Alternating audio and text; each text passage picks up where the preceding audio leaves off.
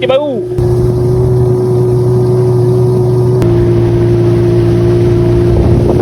Kawasan sini beralun korang tengok. Dia dah angin tolak agaknya. Jadi tidak beralun. Air pasang dan beralun. Ini kalau naik enjin kecil ni meraung-raung ke geng nak lepas ni.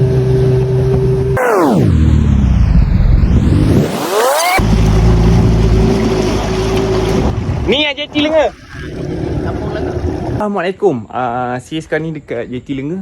Saya tumpang lalu pada owner jeti Lenga ni. Saya tumpang lalu sebab saya nak rekod-rekod sekejap. Harap-harap owner tak marah lah.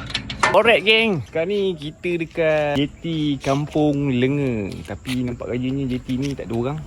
Logo operasi petang ni. Petang Petang. Oh, petang ada ada orang. Apa ada kedai-kedai jual makanan. Sini ada kedai jual makan. Dan sambil kau nak mancing kat jeti ataupun apa, boleh sambil-sambil makan kat sini lah. Dekat sini boleh sewa bot sewaan bot mancing. Muhammad Hairi bin Hadir. Tu nombor telefon dia. Korang boleh roja kat nombor tu. Terletak di Jalan Yusof, Kampung Batu 23.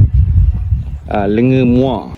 Okey, dekat sini kalau nak sewa dah ada bot, banyak bot siap enjin kan. Lepas habis kita berehat dekat jeti Abang Kamis yang terletak di Kampung Lenga, kita pun meneruskan kembali perjalanan terus ke Sungai Muar kita. Tapi ada satu kejadian ajaib yang terjadi dekat depan ni. Pada masa ni kita orang memang tengah syok layan pemandangan yang ada sepanjang Sungai Muar ni. Sehinggalah kami sampai di Kampung Gombang.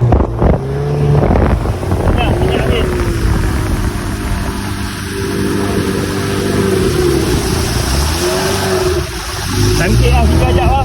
Dia memang suruh singgah sini weh. Ini macam dia memang suruh singgah sini. Tadi kan geng, ada tengah-tengah jalan. Bot.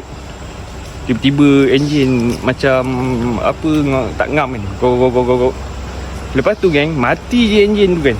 Ngam-ngam kat depan masjid lama geng. Dekat depan masjid lama. Sekejap lagi kita singgah. Kita settle dulu. Rupanya minyak habis lah. Minyak habis.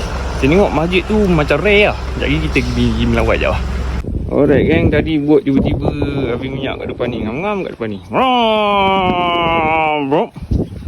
Tu nampak masjid. Masjid ni 30. masjid ni dibina pada tahun 1930 geng.